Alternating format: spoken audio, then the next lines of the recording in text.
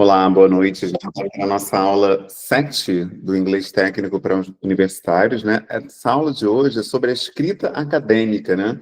Citações e referências. Isso aqui é importante porque quase sempre a gente precisa de uma segunda versão do nosso paper final, né? Do nosso trabalho final de conclusão de curso, ou quando a gente está pleiteando, por exemplo, um trabalho fora do país, né, um curso de extensão ou algo do tipo, a gente também precisa de uma versão em inglês. Então, é muito importante conhecer quais são essas palavras, né, necessárias, palavras estratégicas para a gente colocar, por exemplo, numa citação, numa referência, né, de um paper, de uma monografia. Muito importante saber isso, até para a gente poder se colocar de maneira mais profissional, né, no mercado, porque eu acho que essa é uma grande dificuldade nossa, né? A gente, às vezes, pensa, né, que só o fato de saber a língua, inglês, no caso, já basta, né? Então, se eu sei inglês, eu vou escrever e aí eu vou ter, né,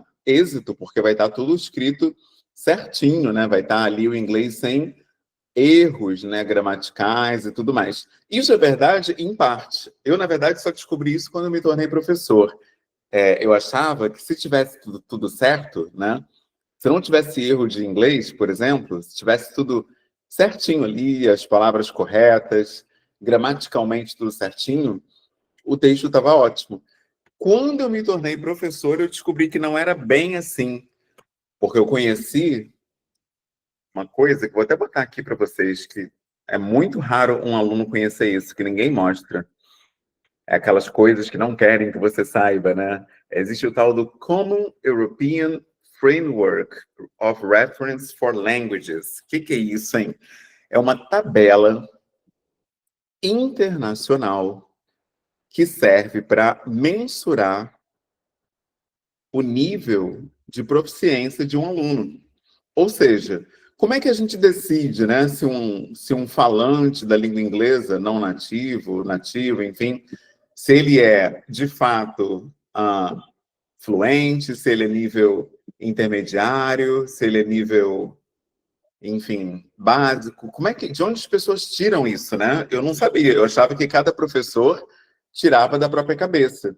E aí eu descobri que existia um documento que tem padrões, parâmetros para se nivelar isso. Padrões para se entender como classificar o nível de proficiência de inglês de uma pessoa. Ou seja, estar tudo certo não é o critério sozinho, né, isoladamente. O seu inglês pode estar perfeito num texto, porém, ele pode não estar equivalente ao objetivo que você está buscando. E aí que vem um grande problema. Qual é o nível esperado de um estudante universitário, por exemplo, ou de alguém que quer trabalhar numa multinacional? Existe uma tabela que aponta o que se espera, né, de cada nível desses, de cada competência, né, que essa pessoa vai ter. E aí, quando eu descobri isso, que eu entendi que dava para, de fato, se entender o nível em que uma pessoa está. E aí existe um teste, eu vou deixar o link aqui no chat, e vou botar esse link também lá, lá no Google Sala de Aula, que é esse link aqui, ó.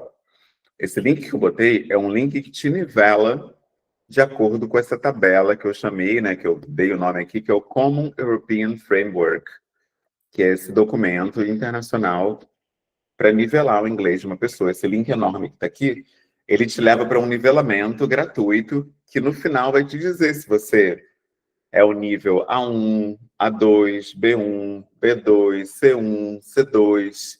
E aí você já começa a se situar onde você está nesse rolê. E por que isso é importante? Agora vem a pior parte, né? Lançar a braba agora. Gente, ninguém nunca vai dizer isso para vocês, mas esses diplomas, desses cursinhos aqui do Brasil, não valem nada lá fora. Não valem nada. Você tem um diploma, sabe, do CNA, do FISC, Pink and Blue, até mesmo desses cursos grandes, sabe, cultura inglesa. Eu tenho todos os diplomas de cultura inglesa, né, que eu fiz de 12 anos até 19. Eu fiz 7 anos de cultura inglesa. Eu tenho uns 6 diplomas dele, sei lá, tem um montão, porque era semestral, né? Eu fiz 7, tenho 14 diplomas da cultura inglesa. Nenhum deles serve para nada fora do Brasil. Por quê? Porque o critério internacional é esse aí, ó, é o Common European Framework. Ou seja, para ter um paper, né, um papel, um certificado que tenha validade fora do Brasil, você precisa de um desses aqui, ó. A gente até comentou isso na primeira aula, mas acho que é sempre bom lembrar. É o First Certificates of English, que é o FCE, ou então se você tem um CAT mesmo, que é um exame mais de introdução, se você tem um IELTS, por exemplo, também é uma certificação internacional de proficiência. Vocês já devem ter ouvido falar no TOEFL, que é o mais famoso. O TOEFL, CPE, são certificações que abrem portas fora do país, né? Numa empresa, numa universidade, enfim. Agora, o diploma de cursinho, ele não abre porta lá fora. Então, no final das contas, o que vale realmente a pena é você chegar num nível satisfatório para alcançar uma dessas certificações. Só que elas têm um problema, elas são caras, né? Elas são pagas ou em dólar ou em libra. Então, o que você tem que fazer? Você precisa conhecer instituições que facilitam esse acesso. Uma delas é a Educafro. Eu nem devia estar falando sobre isso aqui, porque não é o tema da aula, mas assim, eu me lembrei que algumas pessoas não ouvem falar que existem instituições que facilitam esse acesso. E a Educafro é uma delas. Sem esses diplomas de cursinhos, como obter proficiência em inglês? Ah, boa pergunta. Ué, mas você não precisa do diploma do cursinho. Você pode fazer essas provas que eu coloquei em cima pagando. Você chega no eBay e fala, ó, quero fazer o TOEFL. Quanto é que tá? Aí o cara vai falar assim, ah, tá $200. $200 é R$ 1.000. Você tem que ter R$ 1.000 e pagar. Se você pagar, você já agenda a prova do TOEFL e faz. Aí, com o certificado do TOEFL, aí, cara, ninguém fecha as portas para você, porque ele vale no mundo inteiro, ele é um exame internacional, e ele vale muito mais do que um diploma de cursinho, qualquer cursinho que você conhecer aqui no Brasil, né? Então, é outra coisa. É óbvio que é importante, tanto que eu tenho, né, da cultura inglesa, é melhor do que não ter nada. Mas fora do país, não tem validade. Eu preciso ser sincero, porque senão o pessoal fica pagando, às vezes, 6 anos, 7 anos de curso, como eu fiz, achando que isso vai abrir porta, e não abre. Tanto que ninguém nunca me pediu nenhum diploma meu da cultura inglesa. Agora já pediram TOEFL, já pediram CPE. Por quê? Porque eu já trabalhei em empresas multinacionais em cargos que eram meio que estratégicos, né? Porque não podiam botar um cara sem saber que o inglês dele ia bancar, por exemplo, uma reunião internacional para falar da área que eu trabalho, né? Então, é importante. Então, alguns deles têm validade. Boa pergunta, Maria. Por exemplo, o TOEFL, ele tem validade de 2 anos. Agora, o CPE não tem, o FCE também não. O IELTS, você tem que conferir se ele tem validade. Mas isso aí você encontra, um GPT da vida responde isso, quais têm validade e quais não têm. Mas a questão é, uma certificação de proficiência na língua inglesa emitida por um órgão institucional internacional é o que, de fato, abre portas que ninguém vai fechar, né? Diploma de cursinho, ele é muito limitado. Aqui no Brasil, obviamente, ele é importante para você entrar numa empresa brasileira, podem pedir, né? Mas agora, o que realmente faz diferença, que é você estudar fora, que é você ir para uma multinacional, que é você fazer um doutorado, né, um mestrado sanduíche, alguma coisa fora do país, esses diplomas de cursinho não vão garantir esse acesso, tá bom? Bom, é isso. Esse parêntese aí foi só para dizer isso, que isso é uma coisa que ninguém fala. Eu só fui descobrir isso lá na frente. Eu já estava, acho que no 6º período da UERJ, quando me falaram isso. Falei, caramba, por que não me disseram isso antes? Porque eu preciso desses certificados para fazer intercâmbio, né? Às vezes você quer estudar numa universidade fora e precisa de um certificado desse, e quando vai ver, é $200, R$ 1.000. Como é que você tira R$ 1.000 de uma hora para outra? Não dá. Agora, se vocês tiverem, agora, por exemplo, gente que está aqui no 5º período, 6º período, 4º, você procura a Educafro, que financia isso, que tem bolsa, você consegue fazer até gratuitamente. Às vezes até um preparatório eles conseguem com bolsa. né? Então, vale a pena pesquisar isso e é um momento legal para correr atrás disso, tá bom? Esse parêntese aqui foi só para dar essa informação que às vezes a pessoa não sabe. Bom, vamos lá, gente. Então, como é que é essa história, né, de citações e referências? Depende muito da instituição que você está graduando, né? Todo mundo aqui está na UERJ, mas você pode fazer, por exemplo, um doutorado num outro lugar, um mestrado num outro lugar, como a Unirio, enfim. E aí, cada instituição, ela tem o próprio protocolo, né? Existe um protocolo acadêmico padrão, mas tem universidades que têm o seu protocolo próprio. Então, você vai precisar conhecer se elas usam, por exemplo, a BNT, se é um sistema internacional, enfim. Mas isso aí a gente sempre conhece com a própria instituição. Hein? O que eu preciso dizer é, conheça o protocolo da instituição onde você está, para você não ter nenhum tipo de surpresa, né, na hora de ser avaliado. Né? Isso é importante. Então, esse aqui é só um parêntese. Agora vamos para os objetivos da aula, né? Finalmente, que é o que é mais importante. O que eu pretendo, né? Qual é a minha intenção maior aqui que a gente alcance aqui no final dessa aula?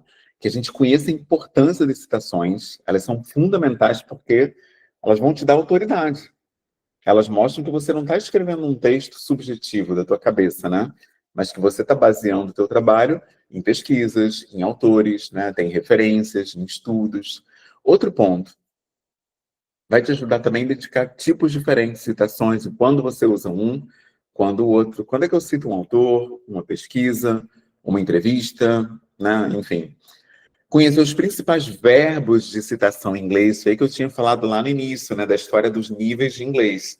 Isso aqui é importante, que às vezes a pessoa acha que só dela saber inglês ou só de ter escrito corretamente, isso garante uma nota, uma avaliação bem posicionada, e não é verdade. Existem verbos estratégicos, expressões estratégicas que vão te diferenciar de outros candidatos se você usar. Isso é muito importante, a gente vai falar sobre na aula de hoje. Sistemas de citação, APA, MLA, vamos falar um pouquinho sobre isso, que são mais utilizados internacionalmente. E, por último, aplicar corretamente essas normas de citação e referências, né? É o objetivo principal. E eu vou trazer exemplos práticos ali no final também. E, obviamente, como toda aula, tem exercícios ali para você poder praticar o que a gente viu junto e também confirmar, né, a sua, enfim, participação, envolvimento. Eu vou até colocar o link do Forbes também no Google Sala de Aula para você poder assinalar suas respostas lá também, ok? Bom, quem tiver dúvidas e quiser fazer comentários ao longo da aula, tá aí a ferramenta de levantar a mão, microfone, fique à vontade. A maioria dos alunos já explicou que assiste remotamente, né, de forma assíncrona, ou seja, num momento diferente da aula. Tem gente que faz matérias à noite, enfim, sem problema nenhum. Inclusive, a maioria dos alunos está fazendo dessa forma, né? Está enviando as coisas depois. E mesmo o rapaz mandou mensagem agora, avisando que, olha lá, Jorge Luiz, que não vai conseguir e tudo, e está tudo certo, não tem problema nenhum. Beleza, vamos lá então. Let's go. A importância das citações são fundamentais, né? Primeiro que elas evitam plágio. Hoje em dia, na era da IA, que todo mundo pega tudo lá no Perplexity, no ChatGPT, no Gemini e assim por diante, é muito importante você colocar suas referências, porque isso destaca dessa galera que fica só se baseando em A. Credibilidade acadêmica é um outro ponto fundamental que mostra que você pesquisou, que você estudou, que você não fez só um Ctrl+C, Ctrl+V, né? Isso dá também autoridade no meio acadêmico. Outro ponto é contextualizar o trabalho, né, no campo de conhecimento, sinalizando de onde você está partindo. Você está partindo de outras pesquisas, de outros autores, da tua própria pesquisa, ou de um trabalho, né, de uma pesquisa quant ou quali que você fez. Ou seja, isso te ajuda também a contextualizar. A verificabilidade é importante também. Na inglês a gente chama de validity, para você realmente validar aquilo. Então a pessoa consegue ir lá nas fontes e ver se aquilo que você está dizendo realmente foi falado por alguém, foi pesquisado por alguém. Ela consegue verificar o que você está trazendo, né? Não fica um trabalho solto, como acontece muito hoje, e tem gente até sendo desclassificada. Inclusive, eu fiz um trabalho agora, recente, que foi um trabalho justamente de validar um trabalho, né? O aluno ele fez um trabalho e falou: cara, eu estou te contratando para você validar isso aqui. Eu não quero levar isso para uma banca sem ter certeza de que eles vão olhar para esse trabalho e falar, pô, tá aí um trabalho bem pesquisado, bem aprofundado, né? Então, o pessoal chama isso de proofreading, né? Não sei se vocês conhecem esse trabalho. É a prova de leitura. Você paga alguém para validar mesmo, alguém que vai ler de maneira crítica, intencional e com arcabouço teórico para, de fato, avaliar o trabalho antes de você dar para quem vai te aprovar ou não, né? Então, é uma coisa interessante também. E, por último, o reconhecimento acadêmico, né? Porque quem tem trabalhos publicados é visto de uma maneira completamente diferente no meio acadêmico. Então, até botei aqui, em geral, né, o retorno que se tem de quem usa as citações. Credibilidade, a prevenção de plágio é absurda, o impacto acadêmico é muito maior, avaliação por pares, né, por pessoas que estão ali no mesmo patamar acadêmico também, e aceitação por periódicos, ou seja, você vai ser publicado em artigos científicos, em revistas científicas, isso vai te colocar num lugar muito diferenciado, principalmente se a publicação estiver em inglês. A gente já viu isso na aula passada e na aula anterior, a gente comentou como os trabalhos hoje, em língua inglesa, têm uma visibilidade muito maior. 90% da publicação acadêmica mundial é em língua inglesa. Então, não tem jeito, né? O inglês, ele é o idioma que, de fato, domina o meio acadêmico, né? O pessoal, enfim, cabe muita discussão sobre imperialismo, né? Neocolonialismo, etc. Estou ligado nesse rolê, estudo esse tema, mas a realidade é essa. E aí a gente precisa se posicionar de maneira como as coisas são, né? E não como a gente gostaria que fossem. Então, a gente precisa, de fato, ter publicações em língua inglesa para ter um posicionamento estratégico no mercado. Agora, vem os tipos de citações aqui. Tem a citação direta, que a gente chama de direct quotation, em English, né, em inglês. Então, você está aqui, por exemplo, according to Smith, ou seja, de acordo com Smith, aí entre parênteses o ano, a página. A citação indireta. Então, Smith argues. Agora você não trouxe as aspas dele, né, do autor diretamente. Você está parafraseando o que ele disse. É um outro modelo de citação que a gente chama de paraphrasing ou citação indireta. É mais comum, inclusive. Agora tem a citação de outra citação, que é quando você está citando um trabalho de alguém que se pautou numa pesquisa de um outro acadêmico, né? Então, Johnson's groundbreaking research, ou seja, a pesquisa do Johnson, ela demonstra mudanças na temperatura, né, no aquecimento global, enfim. Ele está citando o Johnson dentro do trabalho do Smith, que a gente colocou ali na citação anterior. Né? Então, acontece muito também. Até porque o autor, ele faz isso que a gente comentou agora, né? Ele traz citações no trabalho dele. E às vezes você está citando um trecho de um autor que é baseado em outro trabalho de um outro autor. Então, você precisa também se referendar, né, aquele outro autor. Perfeito? Então, esses três modelos são muito importantes porque dão essa autoridade que a gente estava comentando. E cada tipo de citação ele vai ter um propósito específico, né, como a gente estava vendo, de acordo com o formato também, né, que você está trazendo ali para o teu estudo. Agora, que verbos são esses, né, que a gente estava comentando, que são verbos estratégicos, que quem não sabe não usa, e acaba ficando com um texto mais pobre, né, em termos de proficiência, né, e o que a gente chama de performance, né, acadêmica, né, academic performance, ela vai ser menor se você não usa esses verbos. Né? Ninguém é obrigado a nada, porém, existe uma linguagem estratégica que vai te posicionar num outro lugar. Então, quando você quer trazer verbos neutros, apenas colocando aquilo que o autor reporta, né, você pode usar states, notes, observe, comment, mention, describe, write, ou seja, ele coloca, ele relata, ele nota, observa, comenta, menciona, descreve, ou seja, são verbos que apenas dizem o que o autor fez. Agora, quando você está direcionando, trazendo uma proposição do autor, esses 6 verbos aqui já são mais interessantes. Ó. Suggest, propose, hypothesize, speculate, indicate, imply, ou seja, o autor implica, indica, especula, ele levanta essa hipótese, né? Ele propõe, ele sugere.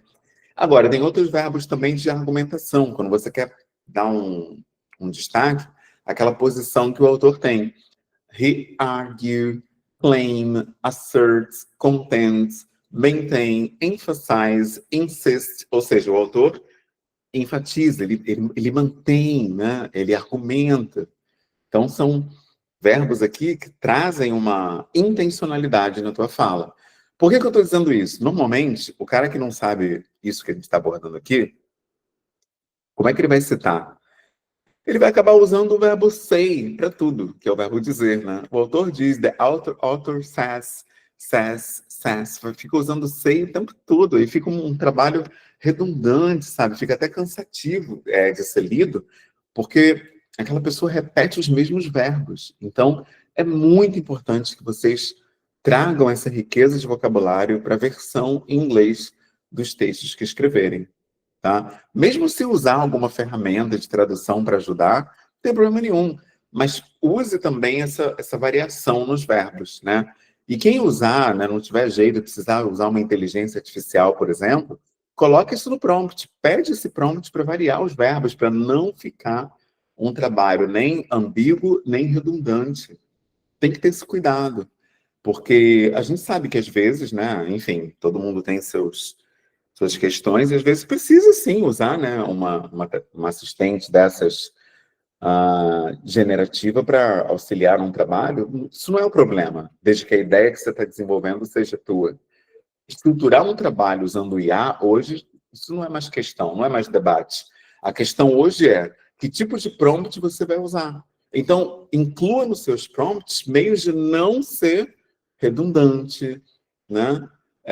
Muito exagerado, né, nessas repetições, porque senão fica um trabalho muito cansativo de ser lido e isso compromete a nota, tá certo?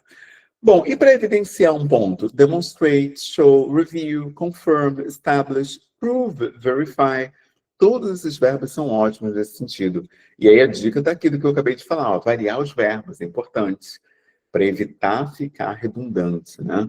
E para mostrar um domínio. O pessoal chama isso de linguistic competence. É meio capacitista nessa expressão, mas enfim, é isso, né? É competência linguística. É o que você demonstra quando você usa verbos variados ali. Perfeito? Bom, maravilha. Deixa eu olhar aqui o... não teve nada não. Fui olhar o chat para ver se tinha alguma coisa. Bom, vamos para o próximo aqui, ó. Nesse slide aqui, eu estou trazendo que sistema é esse tal de APA. Então, American Psychological Association é um dos estilos de citação mais usados, né, hoje em dia, porque ele vai trazer um formato que conecta o autor à data, né? É o que a gente mais vê, né, eu acho, né? Pelo menos é o que eu mais vejo. Ele enfatiza sempre a data da publicação, né? Ele está na 7ª edição hoje, que é de 2019, e aqui tem alguns exemplozinhos, né, só para a gente poder visualizar. Ó. According to Johnson, aí você traz lá o ano que o Johnson escreveu, social media has significant effects on mental health. E quando tem dois autores, Smith and Brown, aí traz o ano, found that, né, descobriram, ou então recent studies have shown, ou seja, estudos recentes demonstram que, e aí você traz ali o parêntese para a pessoa entender que estudos são esses, o que eles demonstram, enfim.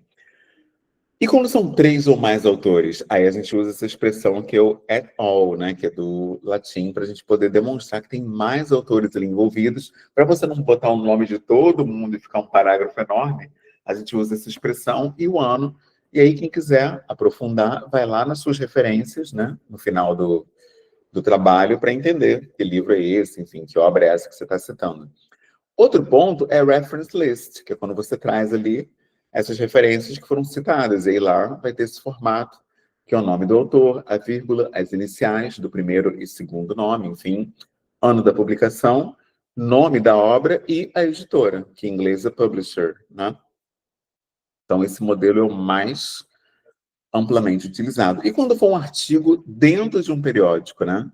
Aí é interessante, porque além de tudo que a gente viu antes, vai ter o nome do periódico lá no final e é importante citar a página, né? Ou as páginas onde você está referendando ali. No exemplo aqui, lá, de 123 até a 145, você usa um hífen para mostrar esse intervalo ali entre as páginas, ok? Bom, próximo, MLA. Esse já é o Modern Language Association, né? Amplamente utilizado também, mas focado nas humanidades, né? Eu sou de letras, por exemplo, o que eu mais vi foi esse, na UERJ, né? O que tem de característica principal? O texto vai ter sempre o sobrenome apenas, ele não vai trazer mais do que isso, e a página. Ele não usa vírgula, né? Sobrenome, bem resumido. E a referência completa, ela vem na lista das palavras citadas, ou então nos trabalhos citados, lá no final, né? E o título de livros e periódicos, eles vêm em itálico. Então, olha só um exemplo aqui, né? Ele vem o sobrenome só na página e você traz ali em parênteses as informações. Olha só, Smith 45. Ou então pode botar um pezinho, né, do page, para o pessoal entender que é a página também. Então, sobrenome, vírgula, o nome, título em itálico e editora com ano. Né? Vai aparecer assim lá na referência. Olha o exemplo ali. Chomsky, Noam. Syntactic Structures, Motown, 1957. Né? E quando é um artigo em periódico? Sobrenome, o nome, aí vem o título do artigo, título do periódico, volume, número, ano e sempre as páginas para a pessoa poder ir lá conferir. Olha o exemplo aqui. Johnson, Mark. Metaphor in the Grammatical Structure, agora ó, em itálico, Cognitive Linguistics, que é o título do trabalho, né?